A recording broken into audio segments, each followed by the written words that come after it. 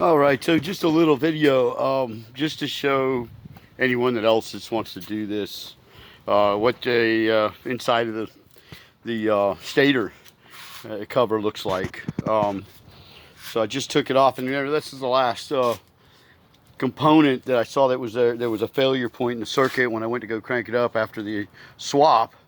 So the last failure point was the crankshaft regulator, and it's tied in with the stator here.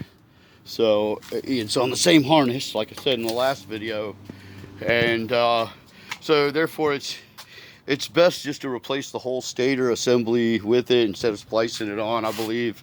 And it's one of those things where it's like, you know, you make it out to be bigger than it actually is. You know, sometimes, you know, we have I have a tendency to do that sometimes because I just don't know what it was. It's unexplored terrain.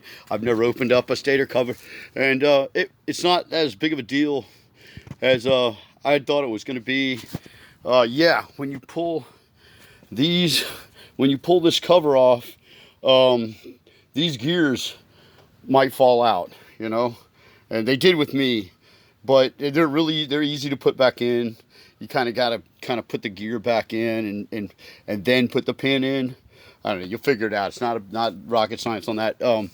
But anyway, so what I did was you know, and also it being that I have an old block here, this is great. I'm just waiting on a gasket because all I'm going to have to do is just, I don't even have to remove any of this stuff.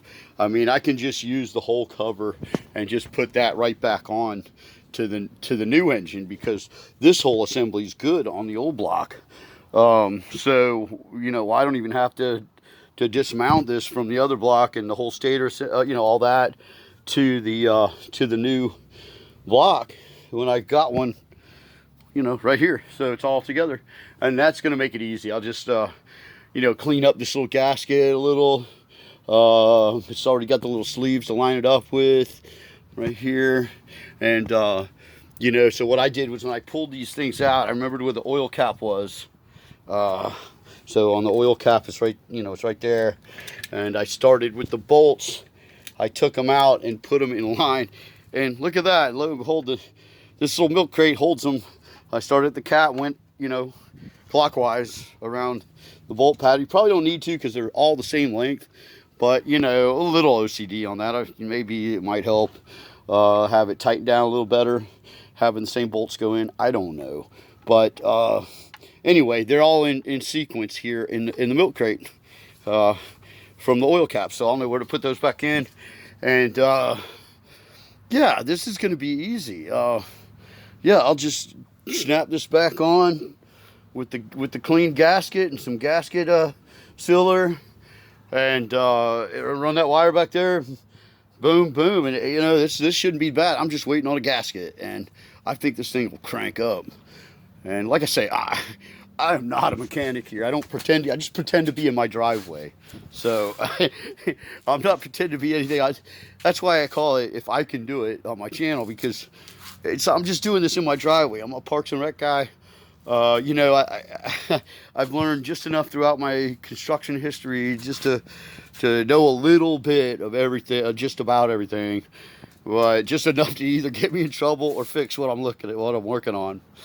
You know, I don't know. If I can do it, man, y'all can do it. So this is like in a driveway, no garage. I'm not a mechanic.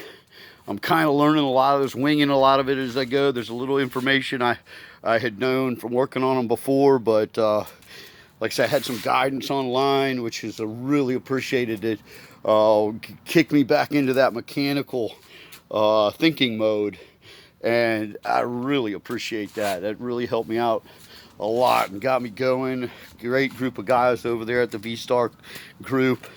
So yeah, this is all. I think this is going to be it. This is it. This is the last piece of the puzzle to get this thing fired up, because this just was not getting a reading. I mean, the one in the old block, the old crankshaft position sensor was not getting a reading. This one was. Put that on, it should crank. And boy, that'll be great. I'm not going to count my chickens or expect too much, but I mean, that's got to be it. It was failing there. So great. And it's not as hard as I thought it's going to be. It's just a matter of waiting on a part, you know. So I'm happy. It's a nice day to do it, but I have nothing else left to do on it. Well, that's it. So just posted this to see if anybody kind of wanted to look inside and see what the inside of their you know, their 950 stator cover looks like, you know. So, yeah, here you go. You got your gears from, well, you had the starter on there. This would go from the starter right here to this, you know, and crank over the motor. But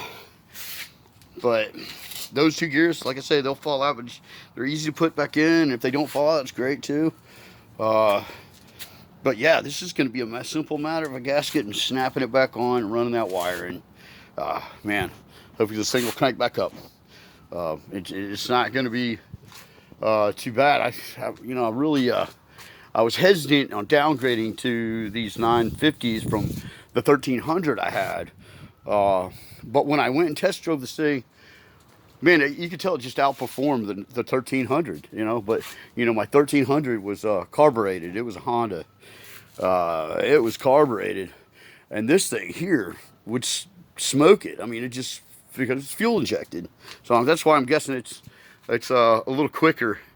And even on the high end, on the highway, I was like surprised at how it didn't feel like it was like winding out like, you know, you'd expect like a liter to do, you know, a liter of displacement. It's kind of small compared to these some of these cruiser bikes, but it's actually enough to save a lot of gas. This thing gets about 50 miles per gallon. You don't feel like you're really reaching for another gear on top end on the highway, really, you know. There's a sprocket I can get with an extra tooth or two, and I can make it drop about 500 to 700 RPMs on the top end if I really wanted to. But I don't remember. I drove back from Jacksonville, and it seemed like it wasn't winding out on fifth gear. You know, it felt fine to me. It wasn't as low RPM as like you know, some of the larger displacement cruisers, but it wasn't nothing irritating. You know, it felt fine. It felt like I had plenty of room to go on the upper end of the acceleration spectrum. But I'm happy with the 950. And people may laugh about it being a liter, but I mean, hey, you know, it performs and functions, saves a lot of gas, it's quick, and really responsive, handles beautifully. I love how this thing handles. I couldn't be happy. I think it'll be fine. But anyway, looking forward to snapping this back on, and hopefully the next video, it'll fire up, you know? That'd be awesome. Anyway, here's hoping that happens on the next one. Later.